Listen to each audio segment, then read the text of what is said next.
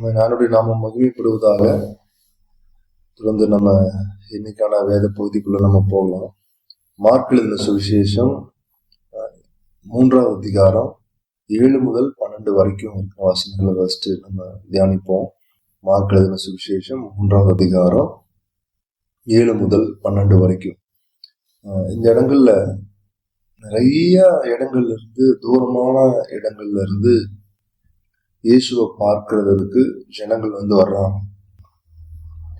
கிட்டத்தட்ட 80 கிலோமீட்டர்ல இருந்து இயேசுவை பார்க்க வந்தாங்கன்னு சொல்லப்படுது. 120 கிலோமீட்டர்ல இருந்து வந்தாங்க. எதுக்காக? அவரை பார்க்கிறதற்காக, அவரிடத்துல இருந்து அற்புதத்தை பெற்றுக்கொள்றதற்காக.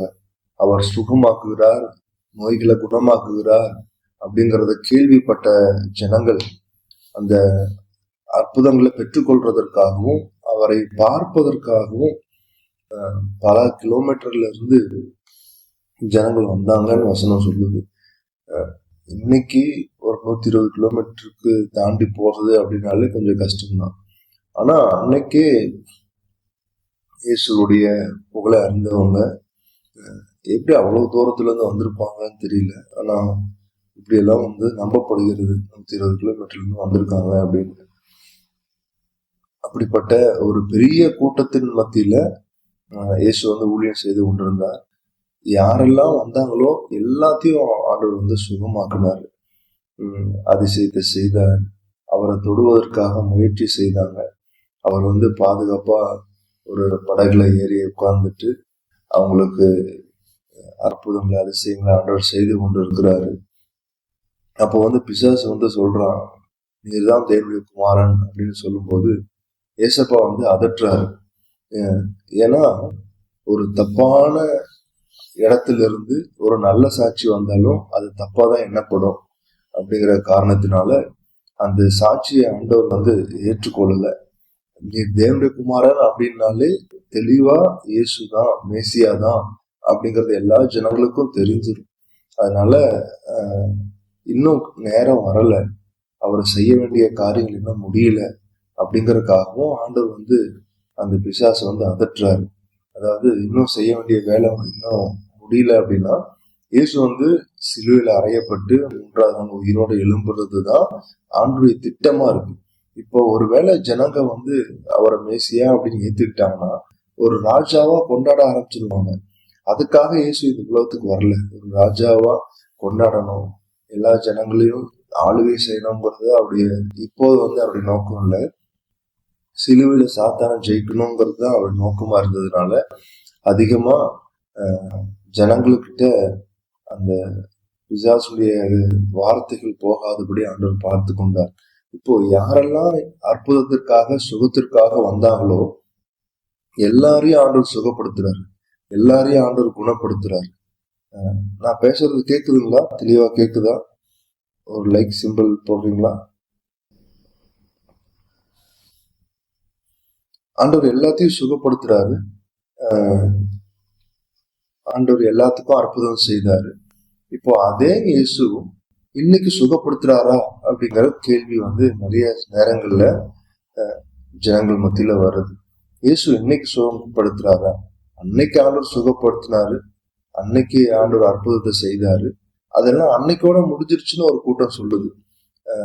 ஆண்டவருடைய அற்புதங்கள் எல்லாம் ஆண்டவருடைய காலத்திலேயே முடிஞ்சிருச்சு, இப்பெல்லாம் அற்புதங்கள் எல்லாம் நடக்கிறது இல்லை அப்படின்னு ஒரு கூட்டம் சொல்லுது. இன்னொரு கூட்டம் ஆண்டவருடைய அற்புதம் ஒரு 100 பேர்ல ஒரு 10 பேருக்கு அற்புதம் நடக்குது, அதனால ஆண்டவர் அற்புதம் செய்யறாருன்னு நான் சொல்றது இல்லை அப்படி ஒரு கூட்டம் சொல்லுது. அது ஒரு எக்ஸ்ட்ரா கிஃப்ட் தான். நம்ம ஜெபிக்கும் போது 100 பேர்ல ஒரு 10 பேர்த்துக்கு, ஒரு சிலருக்கு அந்த அற்புதங்கள் நடக்கிறது ஒரு எக்ஸ்ட்ரா கிஃப்ட் தான். அதனால இயேசு அற்புதம் செய்கிறவர் அப்படிங்கிறத பகிரங்கமா நான் ஒத்துக்கொள்றது இல்லை, நான் அதை அறிக்கை செய்யறது இல்லை அப்படின்னு ஒரு கூட்டம் ஜனங்கள் இருக்கிறாங்க. இப்போ மார்க்கு இந்த மாதிரி இயேசு அற்புதம் செய்தார் அப்படிங்கிறத நிறைய இடங்கள்ல போட்டிருக்காரு. சுவிசேஷ புத்தகங்கள்ல பார்க்கும்போது நிறைய விதமான ஜனங்களுக்கு ஆண்டவர் அதிசயத்தை செய்திருக்கிறார், அற்புதத்தை செய்திருக்கிறார், மரித்தவங்களை ஆண்டவர் உயிரோடு எழுப்பி இருக்கிறாரு. இதெல்லாம் சுவிசேஷ புத்தகத்துல எதுக்காக எழுதி வச்சிருப்பாங்க? அந்த நாட்கள்ல அவங்களுக்கு ஆண்டவர் அப்படி செய்திருக்கிறாரு. இப்போ நம்ம கையில எதுக்காக அதை எழுதி கொடுத்திருக்கணும்? அதுல ஒரு நோக்கம், இயேசு அற்புதம் செய்வார் அப்படிங்கிறத நம்ம புரிந்து கொள்ளணும், நமக்கு காண்பிக்கணும். இப்படி எல்லாம் கஷ்டமான சூழ்நிலை இருந்த போது கூட இயேசு அற்புதம் செய்த தேவன் இப்பவும் அற்புதம் செய்வதற்கு வல்லவரா இருக்கிறாருங்கிறது காமிக்கிறதுக்காக தான் நமக்கு எழுதி வைத்திருக்கிறார் என்று நான் நம்புறேன். அதற்காக தான் எழுதி வைத்திருக்கிறார். இப்போ நம்முடைய வாழ்க்கையில நம்ம எப்படிப்பட்ட ஒரு தீர்மானத்துல இருக்கிறோம், அதாவது எப்படிப்பட்ட ஒரு நிலைப்பாட்டுல இருக்கிறோம்? இயேசு வந்து அற்புதம் செய்வாரா? அவரால் அற்புதம் செய்ய முடியுமா? இன்னைக்கு ஆண்டவர் அற்புதம் செய்யறாரா அப்படின்னு கேட்கும்போது நம்ம வந்து பரிபூர்ணமா நம்ப வேண்டிய காரியம், இயேசு நிச்சயமா அற்புதம் செய்கிறார். இன்னைக்கும் அற்புதம் செய்கிறார். அவர் என்னைக்கும் அற்புதம் செய்வார். அவருடைய வல்லமைகள் வந்து ஒரு நாளும் குறைஞ்சு போறது இல்லை. அவருக்கு இருக்கிற அதிகாரம் குறைந்து போகிறது இல்லை. அவர் நிச்சயமா அற்புதம் செய்கிறார். ஒருவேளை நான் ஜெபிக்கும் போது அந்த ஒரு காரியம் நடக்காம இருக்கலாம். ஆனா என்னுடைய விசுவாசம் நான் பார்த்த காரியத்தின் மேல இருக்கக்கூடாது.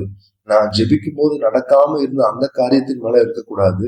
ஆனா என்னுடைய விசுவாசம், நம்பிக்கை எப்பவும் ஆண்டவர் சுகமாக்குறார் அப்படிங்கறதுல மட்டும்தான் இருக்கணும். ஏன்னா வசனம் அதுதான் சொல்லுது. வசனம் அதுதான் சொல்லுது.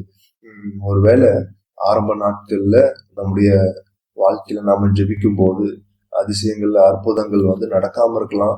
ஒருவேளை நம்ம ஜெபிக்காம கூட இருக்கலாம். ஆனா நமக்குள்ள பரிபூர்ணமான ஒரு நம்பிக்கை இருக்க வேண்டியது என்ன? இயேசு அற்புதம் செய்கிறவர், அவர் அதிசயங்களை செய்கிறவர், அவர் வியாதிகளை குணமாக்குகிறவர், பிசாசுகளை துரத்துகிறவர் அப்படிங்கிற ஒரு பரிபூர்ணமான நம்பிக்கை நமக்குள்ள இருக்க வேண்டும். இயேசு அற்புதம் செய்கிறார் அப்படிங்கிற விசுவாசம் நமக்குள்ள இருக்க வேண்டும். அப்படிப்பட்ட ஒரு நிலைப்பாட்டுலதான் நம்ம இருக்கணும். அது மாத்திரம் இல்ல, ஒருத்தர் வந்து பலவீனமா இருக்காங்க, நமக்கு சரீரங்கள்ல பலவீனமா இருக்கு, நம்முடைய குடும்பத்தார் பலவீனமா இருக்கிறாங்க அப்படின்னா நம்ம முதல்ல டாக்டர்கிட்ட போறதுக்கு முன்னாடி நம்முடைய விசுவாசம் ஆண்டவரை தேடுகிற விதத்தில் இருக்கணும். ஆண்டவரை எதிர்பார்க்கணும். ஆண்டவருடைய சமூகத்துல ஜெபிக்கணும். ஏன்னா ஆண்டவர் அற்புதம் செய்கிறவர். நம்ம அதனால நம்ம ஹாஸ்பிட்டல் போகக்கூடாது அப்படின்னு சொல்ல வரல. அப்படி ஒரு கூட்டம் வந்து அப்படி சொல்றாங்க, ஆண்டவர் அற்புதம் செய்வார் அதனால ஹாஸ்பிட்டல் போக தேவையில்லை, டாக்டர்கிட்ட போக தேவையில்லை, அப்படி ஒரு கூட்டம் சொல்றாங்க. ஆனா அதை நம்ம எப்படி பாக்குறோம்னா, ஆண்டவர் அற்புதம் செய்வார், ஆண்டவர் அற்புதம் செய்கிறார். ஆண்டவர் தான் இந்த மருத்துவத்தையும் உருவாக்குனவர், ஆண்டவர் தான் அந்த டாக்டரையும் உருவாக்குனவர். இப்படிப்பட்ட ஞானத்தை ஆண்டவர் தான் கொடுத்திருக்கிறார். ஒருவேளை ஆண்டவர் டைரக்டா நேரடியா ஆண்டவர் நமக்கு அற்புதத்தை செய்யலாம், அல்லது டாக்டர்கள் மூலியமா ஆண்டவர் நமக்கு அற்புதத்தை செய்யலாம். என்னதான் டாக்டர் வந்து கிழிச்சாலும், நம்முடைய சரீரத்தை கிழிச்சாலும் தைச்சாலும் அந்த காயங்களை ஆற்றுகிறவர் கர்த்தர் தான், அதை சரி செய்கிறவர் கர்த்தர் தான் அப்படிங்கறத நம்ம நம்புறோம். அதனால நம்ம ஜெபிக்கிறோம், அற்புதத்திற்காக ஜெபிக்கிறோம், பிரயாசப்படுறோம், நல்லது.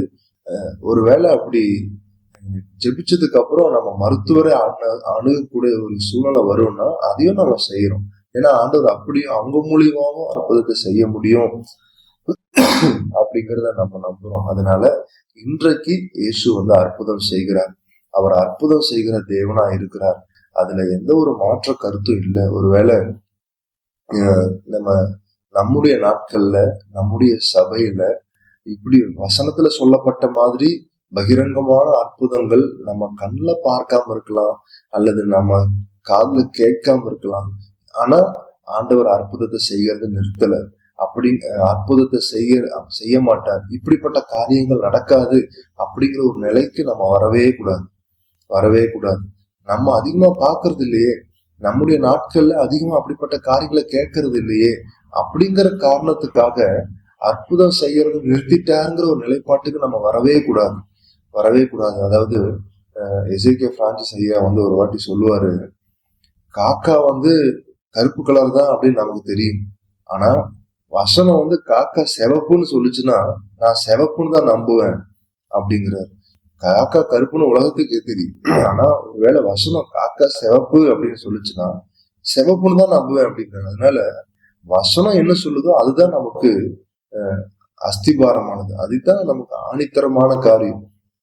அதனால வசனத்துல வந்து அவரு வியாதிகளை நீக்குவதற்கும் நோய்களை குணமாக்குறதற்கும் அவருக்கு அதிகாரம் இருக்குதுன்னு வசனம் சொல்லுது. பாவங்களை மன்னிக்கிறதுக்கு அவருக்கு அதிகாரம் இருக்குதுன்னு வசனம் சொல்லுது. அதனால நம்முடைய விசுவாசம், நம்முடைய பார்வை எப்படி இருக்கணும்னா, ஆண்டவர் அற்புதத்தை செய்கிறார், அவர் இன்றைக்கும் அற்புதத்தை செய்கிறார், அவர் என்றைக்கும் அற்புதம் செய்வார். நம்முடைய வாழ்க்கையில ஆண்டவர் அற்புதத்தை செய்வார்.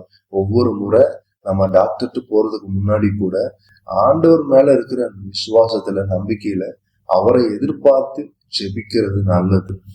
அவரை எதிர்பார்த்து காத்திருப்பது நல்லது. நம்ம ஒரு ஞானிகளை ஆண்டவர் பயன்படுத்துவதை விட, படித்த மேதைகளை ஆண்டவர் பயன்படுத்துறதை விட, ஏழை ஜனங்களை, எளிய ஜனங்களை ஆண்டவர் அதிகமா பயன்படுத்துறாரு. தேவனுடைய ராஜ்யம் குழந்தைகளுக்கு ஒப்பா இருக்கும். ஆண்டவர் என்ன சொன்னாலும் அதை கேட்கக்கூடிய, அதை கீழ்ப்படியக்கூடிய ஜனங்களை போல, குழந்தைகளை போல நம்ம இருப்போம் அப்படின்னா, தேவனுடைய ராஜ்யம் அப்படிப்பட்ட கூட்ட ஜனங்களுக்கு உரியதா இருக்கிறது. அதனால தேவனுடைய ராஜ்யத்தின்படி, கர்த்தருடைய வார்த்தையின்படி கர்த்தர் இன்னைக்கும் அற்புதம் செய்கிறார், இன்னைக்கும் அதிசயத்தை செய்கிறார். நம்முடைய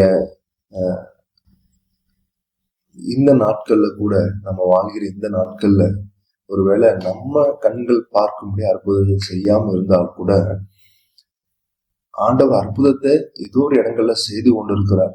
இன்னைக்கும் மரித்தவங்கள ஆண்டவர் உயிரோடு எழுப்பி கொண்டிருக்கிறார். இன்னைக்கும் தீர்க்க முடியாத வியாதிகளை ஆண்டவர் செய்து கொண்டிருக்கிறார். உலகத்துல எங்கேயோ ஒரு இடத்துல நடக்குது, இன்னைக்கும் நடக்குது. மரித்தவர்களை உயிரோடு எழுப்புகிற காரியங்கள் இன்னைக்கும் நடக்குது. பயங்கரமான அற்புதங்கள், வெளிப்படையான வெளியரங்கமான அதிசயங்கள் இன்னைக்கும் நடந்து கொண்டுதான் இருக்கு. அதனால நம்முடைய பார்வையில நம்ம பார்க்காததுனால நம்ம ஒரு தவறான முடிவுக்கு வந்துடக்கூடாது. ஒரு சில மற்ற நபர்கள், அதாவது தவறான நம்பிக்கையுடைய ஜனங்கள் இப்படிப்பட்ட காரியத்தை சொல்றதுனால நம்மளும் அதுக்கு செவி சாய்த்திடக்கூடாது, அதை நம்ம நம்பிடக்கூடாது. நம்முடைய வாழ்க்கையில நம்ம அதை அனுபவிக்கணும். கர்த்தர் அற்புதம் செய்கிறார் அப்படிங்கிறத நம்முடைய வாழ்க்கையில அனுபவிக்கணும், நம்முடைய குடும்பத்துல அனுபவிக்கணும், நம்முடைய பிள்ளைகள் மத்தியில அனுபவிக்கணும். கர்த்தர் என்னை சுகப்படுத்துகிறார் அப்படிங்கிறத நம்ம அனுபவிக்கணும். அதனால நம்முடைய விசுவாசத்தின் இது எல்லாத்துக்கும் அடிப்படையான காரியம், ஆண்டவர் மேல இருக்கிற விசுவாசத்துல நம்ம வளரணும். அந்த விசுவாசம் தான் அடிப்படை.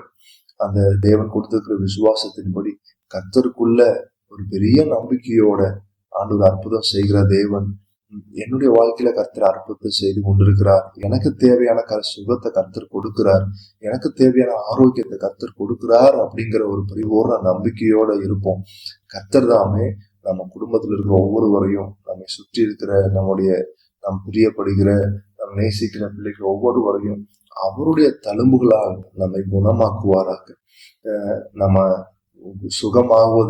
குணமாவதற்கு இருக்கிற ஒரு காரியம் அவருடைய தழும்புகள்.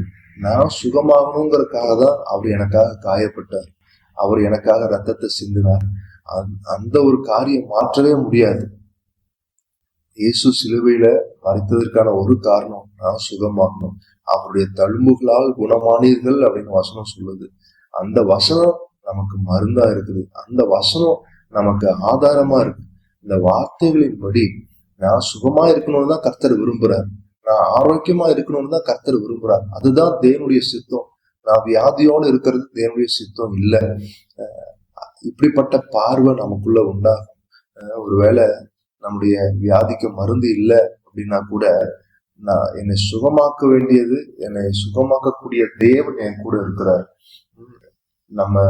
நம்முடைய பார்வை அப்படிதான் இருக்கணும். சுகமாக்குற தேவன் அவருடைய தழும்புகளால் என்னை குணமாக்குவார். என்னுடைய வியாதிய அவர் சிலுவையில எடுத்துக்கொண்டார், என்னுடைய வேதனைய அவருடைய சிலுவையில ஆண்டவர் எடுத்துக்கொண்டார், என்னுடைய பாரங்களை கர்த்தர் சிலுவையில எடுத்துக்கொண்டார். அதனால அவருடைய சுகத்தை ஆண்டு எனக்கு கொடுத்திருக்கிறார். அவருடைய தழும்பு என்னை குணமாக்கும், என்னை சுகமாக்கும், எனக்கு அற்புத விடுதலை கொடுக்கும் அப்படிங்கிற விசுவாசம் தான் சரியானது. ரட்சிக்கப்பட்ட பெந்தேகோஸ்தே சபையில் இருக்கிற நம்ம ஒவ்வொருவரும் ஆண்டவர் அற்புதம் செய்கிறார் என்கிற ஒரு நிலைப்பாட்டுல நாம நிலைத்திருக்கணும். ஒருவேளை நம்ம நிறைய பேர்த்துக்கு ஜெபம் பண்றோம், ஆனா அது நடக்கல அப்படிங்கிற ஒரு சூழ்நிலை வந்தா கூட, நம்முடைய விசுவாசம், நம்முடைய பார்வை மாறக்கூடாது. ஏன்னா கர்த்தர் அற்புதம் செய்கிறார் அப்படிங்கிறதுல எந்த ஒரு சந்தேகமும் இருக்கக்கூடாது. கர்த்தர் அற்புதம் செய்கிறார் அப்படின்னு வசனம் சொல்லுது. கர்த்தர் அற்புதத்தை செய்கிறவர் அப்படின்னு நம்மளும் பரிபூர்ணமா நம்பணும். அதுல எந்த ஒரு மாற்று கருத்தும் எந்த ஒரு காலகட்டத்திலையும் வந்துடவே கூடாது. கர்த்தர் அற்புதத்தை செய்கிற தேவன். பல அற்புதங்களை அன்னைக்கு செய்த தேவன் இன்னைக்கும் கர்த்தர் அற்புதத்தை செய்வார். கர்த்தர் தாமே இந்த வார்த்தையின்படி அவருடைய விசுவாசத்துல சரியான விதத்துல நிலைத்திருக்கும்படி தேவன் நமக்கு உதவி செய்வாராக. ஆமென்.